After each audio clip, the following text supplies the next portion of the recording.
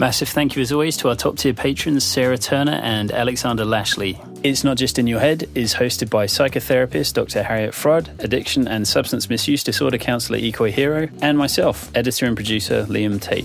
This podcast is entirely funded by listeners, and as the famous meme states, we are critiquing capitalism because we are forced to participate in it in order to survive. So, if you can afford to support the podcast, then your contribution will ensure that we can keep making this show. However, if you can't, then please just tell your friends about us, leave a review on Apple Podcasts, and follow us on social media, Twitter, Facebook, Instagram, TikTok, Reddit, and YouTube.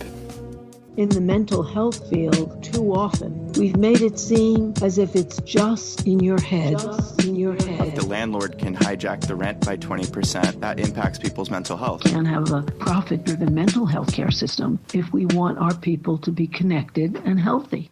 You're a part of this thing called Catalyst Co-Operative Healing, correct? In Massachusetts, is it Boston, Massachusetts? Where? No, Western Massachusetts. So we're actually in Holyoke, Massachusetts, on the other side of what's called the tofu curtain. Okay. I am so my whole life on the West Coast. I don't know anything about anything like east of California, like most, a lot of ignorant Californians. If you want to say what this is, the tofu curtain. The tofu curtain is, so there's Northampton, and there are a couple of areas that are just wealthier and get more money, and where the racial divide is too. Is the tofu curtain, okay, so it's like Iron Curtain, but it's tofu curtain, and tofu is a sort of like yuppie, like a sarcastic like yuppie description. Exactly. Okay. Now I get it. Yeah. We're proud to be on the other side of the tofu curtain because I don't think that Northampton and Amherst need more therapist office. And really what people in Holyoke could probably use are well-paying jobs and a bunch of other things, maybe even before therapy. But, here, if I'm going to be a therapist, this is where I'm going to be a therapist. Yeah, I have so much I want to say just to that, but the whole thing will be a digression. Well, maybe we'll come back to it actually, like in talking about the worker co-op model. Sure. So like me and Harriet interviewed the Alliance people like maybe over a year ago. And then there's another one I did recently with Jeff and Eric from Phoenix. So this is that we almost have like this sub-series going now, where now it's an interview with Catalyst Cooperative Healing. So there, just to name it, like there is, it's obviously not like the biggest, craziest movement ever, but there's a little movement to build worker co-ops in the therapy field, right? So what attracted you guys to create this as opposed to everybody just doing like a solo practice, or what I'm kind of seeing more and more of, which is solo practice people forming a group practice, which is really just like hiring a bunch of interns, and you can make a kind of a shit ton of money doing that. So what attracted you guys to this model? So I'm going to tell you my co-op story. Okay. Great. Please. So I, during the pandemic, my son was about 3 months old, and I was working in a women's mental health clinic, in which I had to come in and pump during the pandemic, even though I was not allowed to see clients in person. And those decisions were made by men. Okay. And so I'm like, I can't stay home with my son during a pandemic, even though I'm not even seeing clients in person. There was actually a whole shutdown on seeing clients, but they required me to be in the office for 10 hours a day. Wow. I'm like, what do you want me to do there? I pumped like 4 times a day because I was so bored. Yeah. But then that seemed ridiculous too. Like, why am I not with my son? Mm-hmm. Okay. And I just got really angry about the whole thing.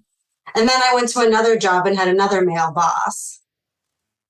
And I just kept running into taking orders from people I didn't necessarily respect or value, or who definitely didn't have my best interest at heart. And I've always actually loved working with a lot of people. Like, I think I'm pretty extroverted. I think systemically, and I've loved working with, it's hard working with doctors in the medical system, but it's also really great because you're like, you didn't get this, like, go get them this. When you have a good relationship with the doctors who actually listen to you, like, you can get things done for your clients. So I love running around in hospitals and making stuff happen. But I was so sick of then being impeded, especially during the pandemic. Like, you can't do this, you can't do that, you can't. It was like that much more. You can't, and you must. And I don't know if it was like, my fiery self was just that much more intense. And I was like, fuck you all. And so I left and I went into private practice. And I said to myself, I'll never go into private practice. Like, that's just not me. I'm very dramatic. I'm just going to say that. And so I was like, I'm like, why would I ever? I'll just sit there and be bored out of my mind. Like, you sit in a chair for 15 minutes and then the next one comes in and then the next, and like, I don't talk to anybody but my clients. Well, but I did, because I just couldn't bear the idea of working for one more person who, was telling me what to do and not really caring about my perspective, and then paying me a lot less. It was all those things, together. So I did the whole private practice thing. Well, that was a little depressing. It was what I thought it would be. Yeah. I really appreciated my clients. But I was lonely, and the only therapists I talked to were ones I used to be a little bit of a training junkie, but then I started going to trainings and I think like, okay, the content is interesting, but like, I don't know that I respect any of you all as people. And some of these topics are just annoying. And then why aren't we talking about, that trauma is political too, and that mental health is political? God forbid we say anything like that. Yeah, ever. Yeah. Ever, right? And I definitely felt the sense of like just not being welcome. And so I just got really depressed, and I was like, I think I have to leave the profession. I just don't know how, like, I don't know why I even chose this profession. Oh, that sounds so nice to do that. Sorry. So yeah, no, you're fine. And I thought about it a lot. And my husband is, I don't know, he's kind of a jack of all trades, and he does a lot of our admin for the co-op, Alex Rodríguez. And he was like, he's just a member of like DSA and what's that other group? My brain is going blank, but the one that started in Mississippi and then has spread. Poor People's Campaign? No. My brain's not coming up with it. But he's just he's really in the Solidarity Economy Network circles and connected in Latin America. And he's just knows what's going on in different places. Oh, wait. Oh, Jackson, Mississippi. Cooperation Jackson, maybe? Yes. And so what did they do? They had a movement. What was that called? Yeah. Well, there's the Jackson Kush Plan. That was like the theoretical base, I think. But then my understanding is they're trying to build this like epic closed loop, like eco-socialist, shouldn't say utopia. It's not a utopia, but just something that's like a self-sustaining, self-determined Black-led. Yes. I didn't know. I think, are there like other chapters? I guess I'm not as familiar with them as chapters. Should be. And they're trying to create a chapter in Massachusetts. So he was part of helping create a chapter in Massachusetts. Yeah. So he's like all over. He has tentacles and all the things. Yeah. And so he said, hey, like there's this group called Alliance, and they run like a co-op. And he used to say, I think you're an anarchist at heart. You just don't call yourself an anarchist. I also came here as a political refugee from the former Soviet Union. And my parents, like, I think have put a lot of interesting things into my head about like capitalism is good, communism is bad because of what they lived through. You know what I mean? So I feel like I've had to re-educate myself, actually. Sure. Yeah. But I was desperate enough. And so then I started learning about co-ops, and I was like, this is really cool. Why don't people do this? I don't get it. I wonder how, man, there's so many little like routes we could go down. Cause like, I remember either reading that about you or somebody said that about you. I have a friend whose parents are from Bulgaria, and he's actually gone through something similar. I think most Eastern Bloc countries, like people of that sort of what we would call like boomers in the US, but there's like, I don't know, post-communist boomers or something that probably have like, I'm gonna write that down. I like that, post-communist boomers. I don't know what they'd call them, but then there's also this resurgence of like what's it called, nostalgia. Well, because like I wonder what your parents would think about like Yugoslavia, right? Because like that's in theory, like market socialism. That experiment was basically, it wasn't just a bunch of co-ops, but co-ops councils, like less authoritarian, quote unquote. Anyway, there's such a rabbit hole. But yeah, because co-ops isn't some government with like troops marching down the street saying like this is what you have to produce, when you're going to produce, where you're going to produce. It's like it's a more voluntaristic. I don't know. I mean, I think it fits well for anarchists, but well, my parents are very pro-capitalist, actually. Right. Very pro-capitalist, and I think that's just the flip, right? Of they think like this was so bad. This is the thing you have to go to, and this created so much more opportunities than we had back then. But we also hate America and Americans, so it's complicated. That's super interesting. Can we call in your parents to have them on so we can like loop them into the interview? I think it would be very, very, I think it would be fascinating. Okay. I could also do family therapy with you guys if you want. I'm a therapist, so I can we can do that kind of thing. They don't believe in that. They think what I do is dumb. Oh, yeah. Of course. They're like, it's not a real job. Yeah. I mean, therapy is like fake. We're just doing it's this fake thing. It's not, no, it's really helpful. Therapy is really helpful. It can be. I wish we had therapy on top of like social democracy or something, so that we didn't have to worry about like, oh, this person's, they're going to lose their housing or they're going to lose their insurance. It's like, oh, we can't even really do the work, right? Like it's just sort of case management and, like that does suck sometimes. So another thing is that I have a lot of people with chronic pain and who have to cancel their sessions, right? And then there's this idea, well, are they getting anything out of therapy if they're constantly canceling, right? And that's what I was taught. And I'm kind of like having this moment of like, well, it sucks for my finances, and not just my finances, but the finances of the co-op when these people are regularly canceling, but they're actually getting something out of it. And this is a really shitty situation where they're canceling because they're in so much chronic pain and their lives are completely chaotic and uncertain. Yeah. But there's these consequences because we have a fee-for-service model. It's like really fucked up. Yeah. Well, so based on that, actually, since I wanted to ask you about your model, I've read, a bit on the website, and I think you guys recently started the like a almost crowdfunding thing.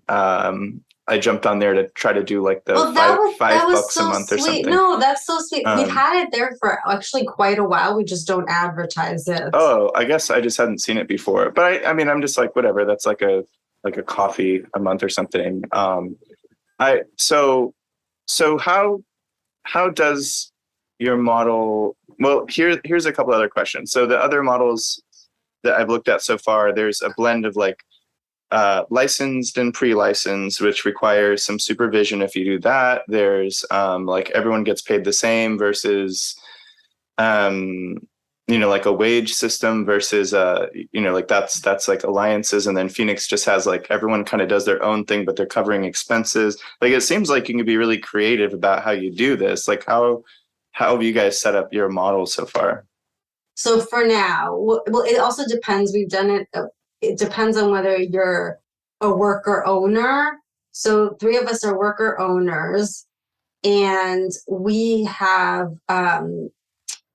we pay a salary, but it's based on a calculation of, let's say, and we pay ourselves below market value right now. That was how we started, because there was such a delay in insurance payments. Yeah. For us. I know we've had talked about this in meetings with other co-ops, like not everybody experiences that. We had such a delay, and then I still had a private practice and was trying to do the credentialing, so all of my finances didn't even go into the co-op.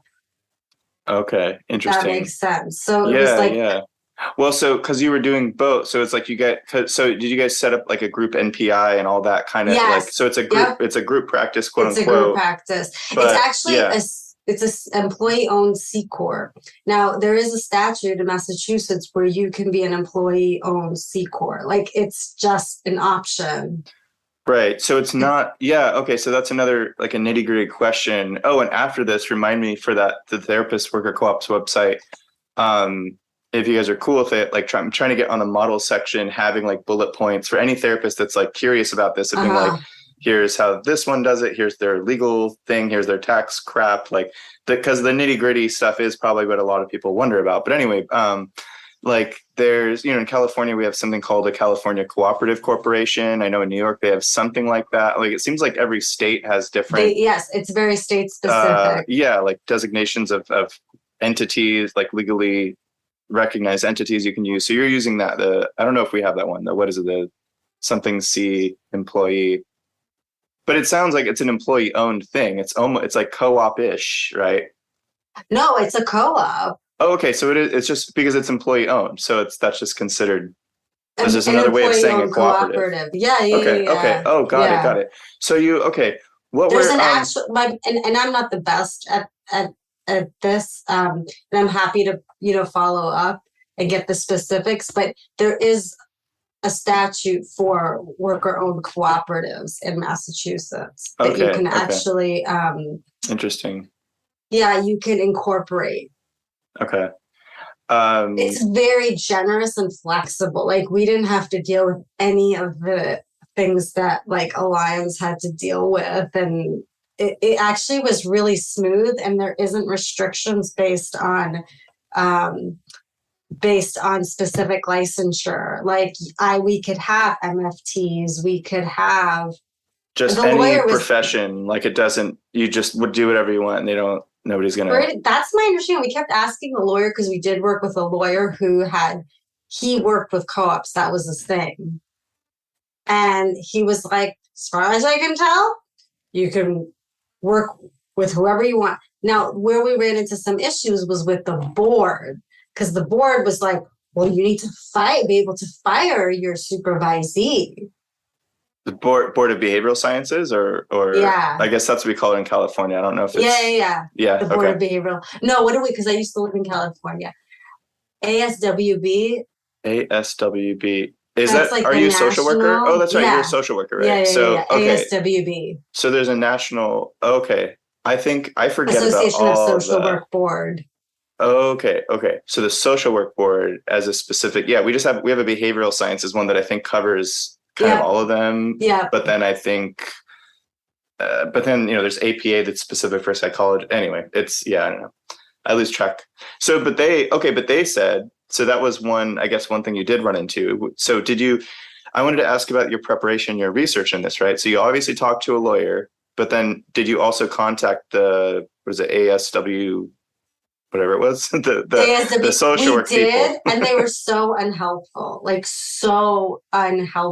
Basically, we can't answer. Like, they didn't get it, right? Like, they didn't understand. No. Yeah. And they would just give us paragraphs from their website, which was infuriating, because you're like, you think I can't read? Like, I've seen this. Can you actually explain what this means? Well, I actually wonder, hopefully this doesn't cause you anxiety in California, I actually crowdfunded $1,000 when me and a couple of colleagues were looking into this. Okay, yeah, to figure out. I remember that, because we weren't even clear if we could. There was nothing we could find anywhere. Can LMFTs and other, fill in the blank, form a California Cooperative Corporation, and we had to pay $1,000 to pay, and lawyers should get paid, right? It's an important service. But basically the conclusion was no, you can't. You can only form what's called a professional corporation. In New York, the equivalent is a PLLC, a professional limited liability corporation. Maybe there's other professional entities. But then I tried emailing the BBS a little bit about this and explaining, because I knew I'd have to explain. So here's what a worker cooperative is. Here's a couple of examples elsewhere in the country. Here's this one in San Francisco that's they're going to convert soon. Where does it have to be a PC, or can you? And they didn't even really understand. Although there was one thing that I did find in the fine print of what's it called, in supervision rules from the BBS, which is embedded into the California. How do they call it? it's just like the professional code or something. There's like a code. It's like these little laws that have to do with professions embedded into the state. And it says that a supervisee can't have proprietary interest in the supervisor's business, which I think there was something similar, something for like us. that, because that made me worry a little bit. I was like, well, but also I kind of keep finding that people are, I mean, yeah, I'll just say this. The people are breaking the law all the time on these there's all kinds of minor, stupid, like bureaucratic little rules that people are breaking all the time, that nobody who would like be like, I'm going to file a lawsuit against you for having the wrong word in the sentence or something. Right. So anyway, I hope that doesn't come back at you guys. Cause I was wondering, like, somebody would really have to like want to go after us making co-ops, right? Like if they wanted to look for some stupid fine print issue that I wouldn't be surprised if at some point somebody felt threatened and did do that, either in community mental health. I think the hard part is that some of what they can offer, like health insurance, and I just find some of the things that people can get, or like loan forgiveness. We can't do loan forgiveness. Like there's so many ways that, or insurance companies. You're not a nonprofit. So, exactly. And we were very intentionally not a nonprofit. And so I think there's a way that the state is set up to produce what it produces and keep things in place. You know what I mean? Yeah. And if somebody, I do feel like when I tell other therapists, they're kind of a little, I don't know if I'm projecting that they're uncomfortable, but there's something, they're just like, oh, there's a little like, there's like the neck thing that happens. Yeah. No, I know what you mean. I think, it occurred to me recently that I was like, well, what if something this is very catastrophizing thinking, but I was like, well, what if if me and some others created something and we didn't do the fine print bullshit perfectly, and then things got fucked up and I lost my license, and I was like, I don't really know what I would do at this point. It's like you become a coach. I thought it through. Really? Okay. Yeah. Oh, totally. I guess you can do coaching. I'm just going to become a coach.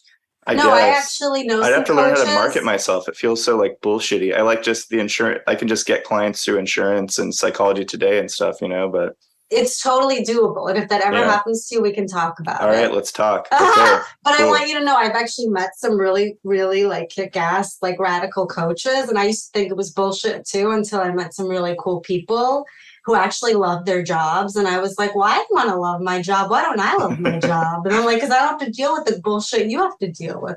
Now, of course, I can also see people who get Medicaid, right? Like you can't do that as a coach. You could have a sliding scale, but it's still people, that's still pressure, and that's a barrier still.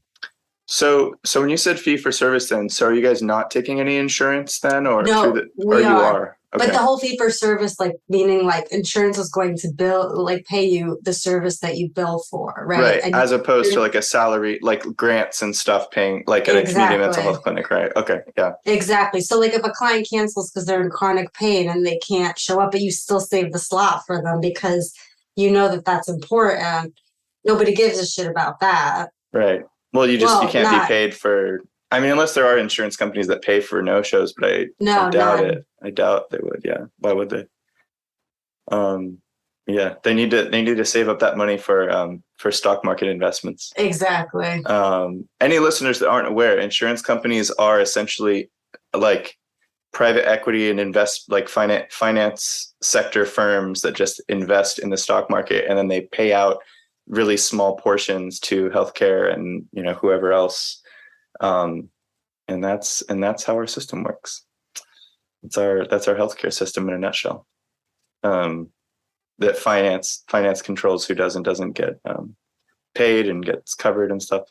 Okay, moving on. So you guys take insurance, you take self-pay. I saw you have a range of anywhere from 25 to 175. Nobody pays 175. We hope someone will one day to, subsidize those who don't, but sure. Nobody does. I had actually a fun fact on this. I recently raised the top of my rate to 200, which felt like I was meeting with two colleagues they're pretty radical, and we were talking about this, and they were like, there's like trust fund kids and stuff that will want to see that you're a good fit for, that like Totally. I could refer to you, but you can't just randomly charge people more. You have to say that your rate is X. So they're like, you should just say your rate is 200, but you can still see people for 50 or whatever out of pocket if they're like struggling. And like, I was like, oh, okay, I didn't realize that. So like on my Psychology Today profile, it says 200 now, sliding scale, which I still feel weird about it, because I'm just like, who the F is going to pay $200? But like, I have two people right now that are actually doing it. That's awesome. One is trust fundee. The other person is sort of like the Google insurance. There's an insurance that's paying for it, basically. So here's how I think about it. And this is how I've learned to think about it. I think about it, what's the cost of living of where you are? And that has nothing to do with even like I used to think, oh, I can't charge as much, I'm not that good, or I don't want to create, that all that stuff that gets internalized. And then somebody said to me, I don't charge this much because I think I'm so good. I charge this much because this is like what is it called? The market value or whatever the term is. Yeah. And I have a very generous sliding scale and I won't turn anyone away. Yeah. And so Okay. I think that makes a lot of sense. Like where I live, the cost of living is actually quite low. And so, and I've noticed that like Boston easily, like people will charge 200. I don't, because it's a little bit out of the ordinary for someone in Western Mass to charge 200. California, like that makes sense. Well, and it would depend on where in California, because we have our tofu curtains as well, right? Like I'm in Santa Barbara, California, where like cost of living is pretty high. Rent has become, well, I guess everywhere rent's gone up like double since the pandemic or whatever, but I don't even know. I mean, I feel like I'm still ignorant about a lot of these things. Anyway, we'll sort of sidetrack into a million places. So you got your model. You've got, I think, 3 people so far, right? You, your husband, Alex, and... We have 3 worker owners and 3 worker owners. Yeah, 3 worker owners who get a salary. And then we do something called, which I think is kind of cool, but some people think it's too complicated. What we do is we this is another fact that I need to look up, which I can send you, which is my husband Alex did some research about what do you need to be able to live? I don't know if the word is decently, but like basically what is like there's do you know what I'm talking about? I don't know what it's called, but I know what you mean. It's like it's not like the cost of living or living standard, but it's something just like, it's a little bit subjective, but it also depends on your region. But it's just basically and they have it per region. Okay. Yeah, there's a website. Cost of living. So yeah, Sustainable Economy Law Center in Oakland does this. They calculate there's exactly. a 60K a year salary that they get. This is primarily foundations and stuff for them, but I guess they charge some self-pay. But this is how they've calculated. Like in Oakland, this is to cover rent and X and Y and Z and stuff. Like 60K is pretty good. Like it's sufficient.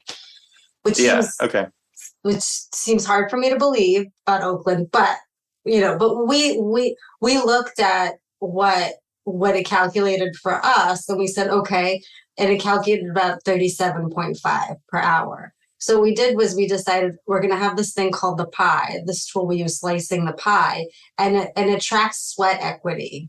So because we decided, well, we're not going to pay ourselves that initially because we just want to make sure we don't go under, and we don't want to take a huge line of credit for now. And so we started tracking it through slicing the pie, whatever was non-reimbursed labor. And with the idea that we would at some point get reimbursed for that once we started making profit. Okay. And we just paid ourselves $20 an hour, but for Brittany and I, it's 32 hours. Like we don't want to work 40 hours a week. Sometimes maybe we do, but that's what we pay ourselves. Okay. And then our non-worker owner, she gets 37.5. Okay. Because she's not doing the slicing the pie. Right. So it's almost like maybe other language for it is like, because I know for like I'm not comparing you guys to Alliance. This is just a model in my head of like I think it's like they started with 30, now it's 40 for clinical and non-clinical.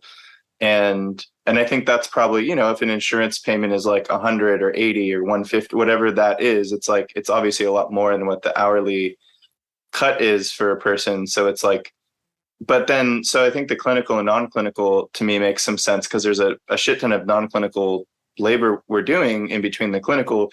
But then there's also like, I don't know if you call it productive or unproductive. Like, I think it would be like what generates money versus doesn't. That's how we think about it. That's too, what I mean, like the pie, the like same. this. So it goes into the pie or it doesn't, sort of thing. Where like you're putting it into the pie or you're taking out. I don't know. We put everything into the pie. It doesn't. Okay. We don't separate what's productive, what's not productive. It's more based on what we're not paying ourselves. So let's say, you know, it's 32 hours at 37.5, and I'm only paying myself 20 per hour, irrespective of how many clients I saw that week. What's the rest that I'm not getting paid that's going to go in the pie? Okay. I'd have to, my brain isn't the best, like mathy brain. I want to see, I will like, I don't know, I'll email you later you might to look at the numbers on the pie, because I think it's kind of cool. There's there's these people that are about to, they're like super rad and collaborative, and they're going to switch to a co-op model as soon as they can. They need to do some research, and they actually have this, like, I actually might send it to you if you're interested, but it's this like insanely thought out financial system that that's like based around like equity and fairness, and like it's just, there's all these like different segments of it. They just like thought, I don't know, I'm just getting really impressed by people that are figuring out these creative, sensible, egalitarian ways of calculating these things. Just really cool to me. Which, I mean, going back to your initial story of these like men in boss form telling you not to do things for no good reason, you know, like you're getting paid to like pump, sort of, which isn't terrible. Well, it's cool to get paid for that, but like also, but then saying, but you can't. I'd rather just be with my son and breastfeed him. Right. Like, let's not pretend, right? If there's just money sitting there for you to give me and my kid, you know, I need to be with my kid, just let me go be with my kid, right? Yeah. But like, but also I would imagine that aside from that, the sort of just the weird rules that didn't make any sense with money, it's probably always the same in community mental health as well, right? Where I've never talked to anybody that says like, oh yeah, we had this sort of, all the workers got together and were like, we think that we should have like 5 extra days of PTO or something. And then the director said, sure. Like, I've never heard of that. I've never heard of like workplace democracy being present in community mental health, unless there's a union there. Which you may have a good situation, maybe you don't. Okay. So back to your co-op. So Catalyst. So what was so your website's really pretty. It'll be in the show notes. It like looks really good. It's really upfront about being a cooperative. Like, I know for Phoenix, for example, they don't front load it. I think they're much more sort of like client facing. And it says they're like tired to do that. Really? I just don't like.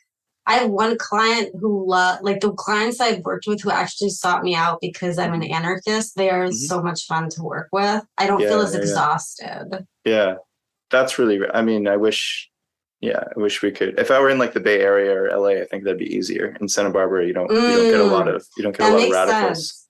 That makes sense. I just find that another thing I want to say, because this is really important too, I have a chronic health condition, and I don't want to go too much into it, but I've taken medication my whole life. No, that's an exaggeration. But when I was in community mental health, I did have to medicate myself a lot more to get through the workday. And I don't have to medicate myself as much. Okay. Like you just think it because it just feels better? Like you're just I don't make myself do as much work. Yeah. I take naps and the only person yelling at me is myself. Yeah. Like everyone's like, yeah, like I canceled half my clients on Tuesday. I felt horrible. Everybody was like, please cancel your clients, like, please. And I was like, no, I must work. And so you get really clear about who's the one, like, who's the asshole employee. You are now. I mean, owner. Like my husband was like, I think you're the only asshole employer now. Like there's nobody outside of you. Yeah. So you just have to work with your own internalized capitalist, Yeah. ableist. Trippy. Which is really powerful, and it's really scary because you have no one else to be angry at except like the person pushing me is me. But I have my support system that says please take time off. Like well, so do you I had this question here of do you guys see what you're doing as political, revolutionary, a form of activism? There's a sort of almost grandiose, like, we're changing the system, man, and then there's just like, it just feels better. We like it better than the other way of doing things. I would think it's probably both, but how do you kind of see what you guys I think are doing? you'd have to ask each one of us, right? Like I can only speak for my perspective. I think it's a start at being more radical. I would not say revolutionary. Maybe, Alex would say something differently, or Brittany would say something differently. I think it's a start because we're still billing insurance companies. There's still a lot of ways that, it's still like these it's like one-on-one with people, right? Which I don't know that that's the best way to create even intrapsychic change. Mm-hmm. I'm not convinced. Sure. Yeah. So we're still working within that model, and at least it's putting out there that like there's a different way of doing things. And so it actually does feel very political. Like sometimes I get nervous if some of my clients read my website, but I'm like, okay, well, if they fire me because of it, fine. Like I have one client who was like, what is like liberatory abolitionist, but like tradition? Like, can you explain that to me? And we had a whole conversation. Cool. I wish somebody would ask me. She read my website, and she didn't come to see me because of that. She was just like, I have horrible PTSD, but she asked me about it, and I'm like, here we go. Like, and I told her, and I think she was on board. Like, she's like, that's pretty cool. Yeah. So you're kind of saying, I'm hearing kind of two things. One is like, well, we're working with insurance companies. I don't know what's so revolutionary about, I don't know. We're just, I think the most minimizing thing you could say about this kind of thing is it's therapists doing business as a group who are kind of like friends, and they vote on stuff equally or whatever. And that's about it. Right.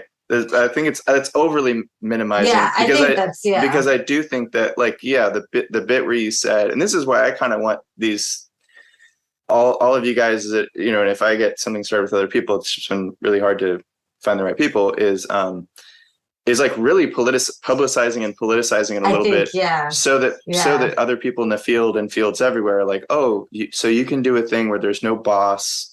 Or if there is a boss, you vote for who they are, and you could fire the boss. Like it once the wheels turn a little bit, because you can maybe hear about it on some, if you're in like some left bubble online, you might hear about worker. But when you actually meet people or see what they're doing, you go, they're actually doing that thing. I think it definitely can be a form of class consciousness. It's not really intellectual or anything. It's like, they're just doing the model of what I wish I could do too, right? The other thing that I do think for me is very meaningful is, first of all, I think to take care of care workers, that to me is revolutionary. Where somebody looked at my website and was like, you're talking about your mission, and the mission is all about how you take care of yourselves. How about the clients? Like, no, I'm intentionally not doing that. And I think that was a confusing for this person who's used to reading websites, and like, but that's not what a mission, the mission is supposed to be outward. Do you know what I mean? And so we had to and I think that was hard for her to understand, like, oh no, it has to be focused outward. And I was like, no. This is about us, and how do we make it sustainable? And then I will say I love this about Alliance's website. Like, we are providers. It's something that need care. Need too. care. Yeah. That was really, it's like capitalism is making us sick. Or something, or maybe that's a different part of the website. But yeah, they have some good little phrases on there. That's like, we're providers of care who also need care. I love that, and I that's something that I do feel like actually in the field is radical, because it's interesting. Are you familiar with Janina Fisher? I don't think so. She's a like very famous trauma therapist, whatever, Okay. like, you know, in the field of trauma therapy. Uh-huh. And she had this whole thing about like clients are traumatized clients, and she was going on and on in the webinar. And I was just like, I wrote in there, can you stop saying clients? Because like a lot of us here are probably traumatized too. Well, and a lot of us are clients, right? I mean, I don't know. Well, I mean, exactly. I became a therapist because in my mid-20s, I was like abusing heroin and suicidal and was like basically like a borderline CPTSD wreck, right? So why is that not even talked about? And then I was like, wow, this is like seeing a therapist has like fucking saved my, like I may have actually killed myself, right? Or just dug myself in. Anyway, it's not about me, right? It's just like how many of us in the field are, whether you want to use these cheeseball terms like wounded healers or healing healers or all these, I've never liked that language, but like, yeah, I mean, this idea of this heroic, especially post essential workers bullshit language, right? Where it's just like, they're essential. And it's like, well, everybody, I mean, not everybody, I don't know. There's probably industries and stuff that probably are just unnecessary, but like most labor is just pretty essential for an economy to run and for a society to run. And like therapists, I mean, we're essential to, you know, I mean, there's the sort of psychic healing and emotional healing and stuff people get sometimes is like sometimes I feel uncomfortable at us being lumped into healthcare because I'm like, well, is it healthcare? Like, should it be considered healthcare? It's like sometimes I feel like we're just sort of like co-philosophers. Like, I mean, our roles can be very multifaceted as opposed to like a medical doctor or physician that's just like, oh, your knee reflexes are off. We need to, but like people, I sometimes wonder if when I'm in my imposter syndrome bullshit, where I'm like, why does this particular person keep coming back? Like, I actually feel like our relationship's really tense, and sometimes I like argue with them, or you know, there's some relationships where you're like, I don't. And then, you know, you check in and it's like, they're just like, I get more out of this than like anything, you know, this is like so anyway, I guess what I'm saying is, like I was joking earlier when I said what we do is fake. It is like healthcare, but it's on this like deeper level. But yeah, so why would we burn ourselves out, right? I mean, why would we have caseloads or pay scales or whatever that makes us kind of hate our lives and question whether or not we should be doing it? Like you said in the beginning, you're like, should I even be in this field? This feels just terrible. So that is pretty rad. You guys just have it just front and center, you know, like we're taking care of ourselves and we're making sure, but then you do have outward stuff. You have like, you know, LGBT plus, like anti-racist, all of that language as well, which sort of, you are saying like, but it doesn't sound like the sort of charitable, helping the broken people. You're saying, here's our values, and it's how it informs how we work with you, which I think is cool as well.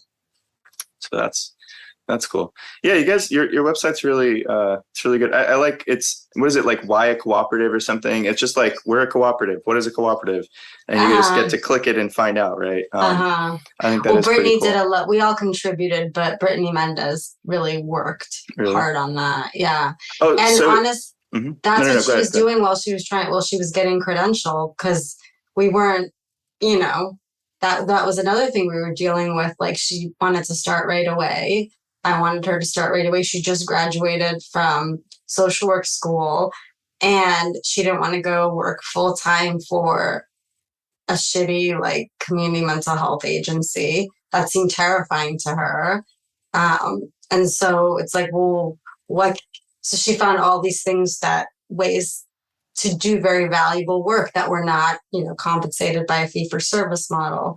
And I put in some money from my private practice in order so we could do that too. Yeah. I wanted to ask also, so when you said the worker owner, is Brittany, so Brittany's not a worker owner, right? Or she is a worker owner. So there's one person who's not. I was wondering kind of how that works. Like, if you consider, is there like a path toward becoming worker owner? Yes. Like there's a probationary period or whatever you want to call it, trial period or something. Yes. Okay. Yes. So ours is a little longer. It's a year, right? We're trying things out, seeing how it goes. For now, it's a year. Okay. Cool. I think Phoenix is 6 months, and during that period they get 90% of their earnings, and then once you hit 6 months, it's 100. I'm like accidentally memorizing everybody's like cooperative models because I'm like studying them so much. So in terms of scaling, I had this question. It's a little, I don't know, it's a little weird to really think about this, I guess, but like, how scalable, right? So with 3 to 4 people now, and then do you guys have like weekly meetings and you do like consensus and stuff like that? Okay. We use sociocracy. Oh yeah, that's so rad. That's so cool that you use sociocracy. Mm-hmm. How do you like it? Like I know some people find it like cumbersome, like it's a little too formal or whatever, but I don't know that we follow it to the T necessarily because I don't study it. It's something that again, my husband Alex, he's really into Sounds that. Like he's doing these things, and he's in their program and he does work for them. So yeah, it's something that he brings to us and he gets very geeky about it and it's very cute. And so, he really values structure and order that is thoughtful, and just because when things go haywire, what are you going to come back to? Right.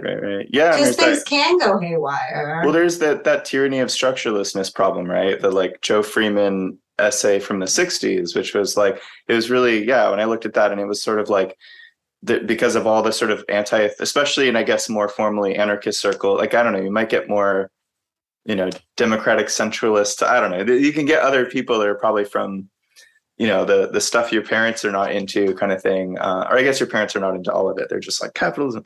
But you can, she had written about how in like the feminist movements, especially, but all these sort of anti-authoritarian movements, it was like so against authority of all kinds that it was just like, you just come into this group and but it was like, well, wait, but there's no structure. Exactly. The men end up taking up more space automatically anyway, like the loudest, or and not always, but it's not like a totally demographically like predictable thing, but certain voices are just nobody gives a shit about them because there's just implicit things we're bringing in. If you don't actually set up some system, then it's like the system has informed us of how we make decisions as groups. Exactly. And that's just going to happen that way then, right? That's going to be the default. The term I really like, because I've been studying somatics with the Straussy tradition, and they're not therapists. And it's actually been really amazing to work with non-therapists. They're all coaches. But what they say is we embody our social conditions, whether we like it or not. And so to recognize and start to become aware of how we embody our social conditions and then make conscious choice about how we're going to create a new shape, whether somatically or how do we make different choices. But first we have to notice how we actually do embody those social conditions. That's pretty rad. Are you familiar? I'm forgetting the guy's name, Reska, the somatic abolitionist guy. Yes. Do you know who I'm talking about? I do. I'm not a huge fan. Huge fan. Yeah. That was actually my reaction to it too. Which we don't need to go into like a shit talk fest in the recording. So maybe I can check in with you later on it. But I appreciate what he's doing. What he's doing. And I have my own issues with it. And because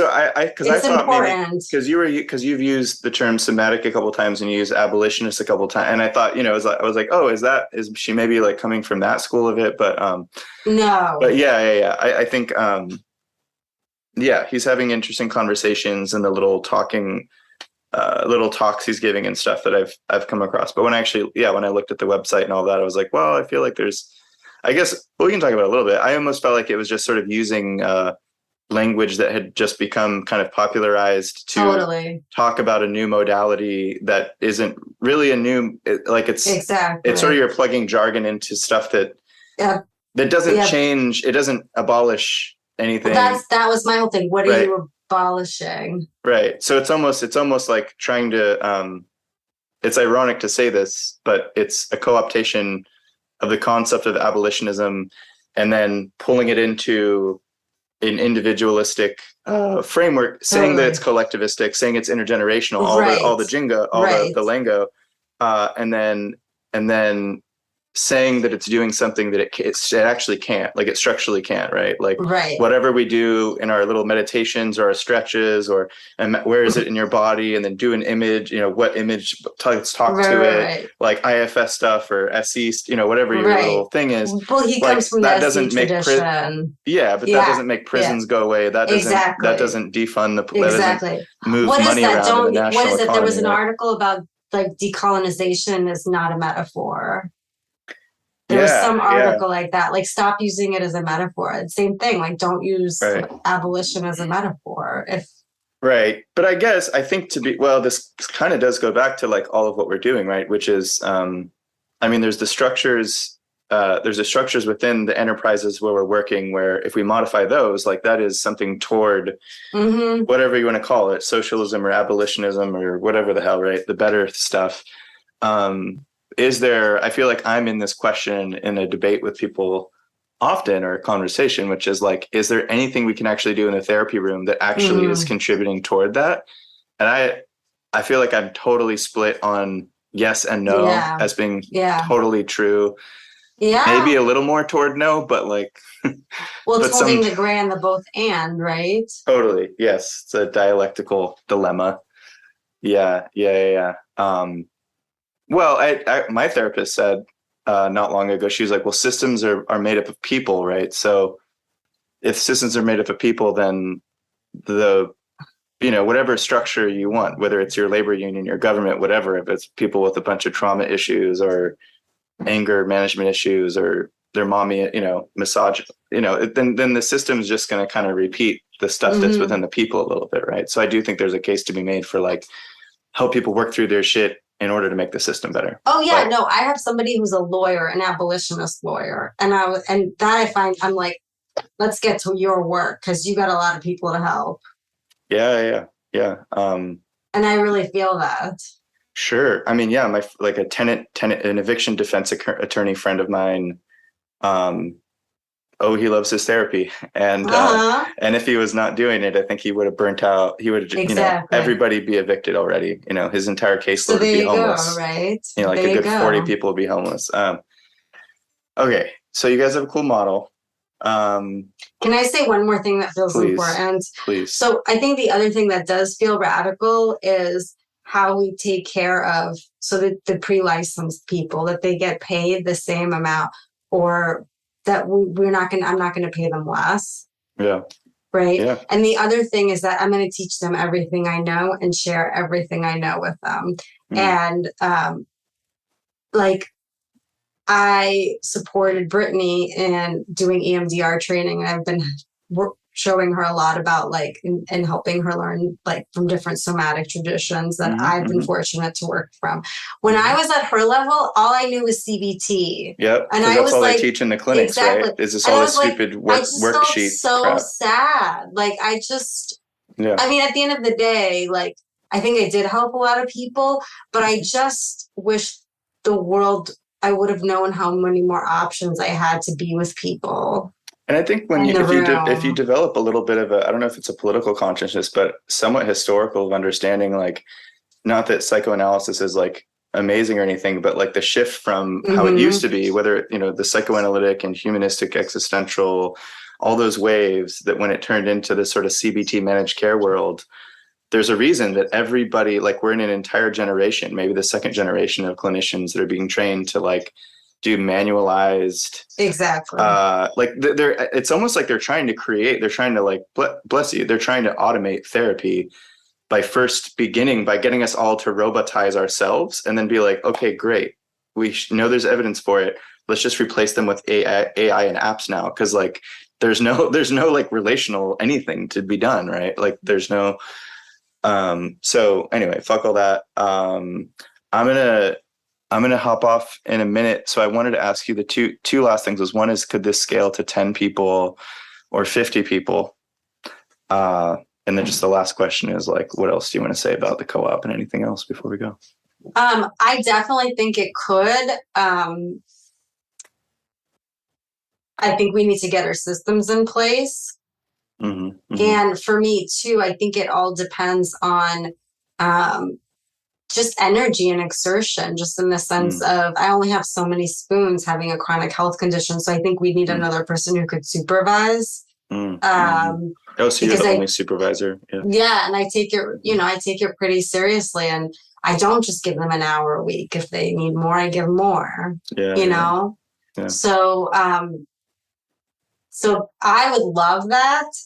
And I feel like I need to think about how we can add more people to the team. And basically, yes, but how to do it in a way that I could be someone with a disability doing this and helping make it. Basically, all of us would need to figure this out, because it couldn't. I don't have all the spoons to do that. Yeah. But I think it could, and I think that would be really cool. Oh, also office versus telehealth. Only telehealth, or are you guys doing physical? I do both, but I don't have that many people, but I see people in my backyard, and we just moved into an office space. We just found an office space. But until then, I was seeing people in my backyard who I felt like that was okay to do with. But Brittany does telehealth. Karen does telehealth. Cool. Sorry, got to cut it short. Or it's not short. I've been talking an hour. But yeah, anything else for the 500 million people listening? There's not that many people listening. But just, I guess specifically therapists who'd want to experiment with creating a co-op model. And what's your advice to them? Reach out. There are people there who want you to succeed, who want to create a different world out there. And you don't have to do it alone. I mean, Billy had lots of conversations with me and didn't charge me ridiculous amounts of money for them. That's funny you say that, because some people would charge money just to have a conversation about this. I had plenty of other therapists and people I just wanted to talk to at one point when I was like, what am I going to do with my life? Who were like, these are my rates. These are my fees for consultation. Yeah. And I was like, okay. Just like all time is commodified. Exactly. And I feel like let's center labor, but I feel like it's a little going far on the labor side, right? Exactly. It's like anti-relational labor or something. Exactly. Exactly. Okay, cool. Well, I'm going to put you guys' website in the show notes, and the little, the website, the therapist co-op. I was like, I want to have like one place for all, and there's going to be more. But if you have like a place, if you guys want anything different on the website, say so. Like, I almost think the people running them should run the website, but I don't want to give you guys extra work to do. So I think we can think about that, because I've thought about that, because it says Catalyst Co-Operative Healing more soon. And I was like, what do we want to put there? Yeah. Well, I thought about it. I just haven't gotten around. I'll talk to my crew about it. Please. Yeah. Perfect. Okay. Well, it was good talking to you, Marina.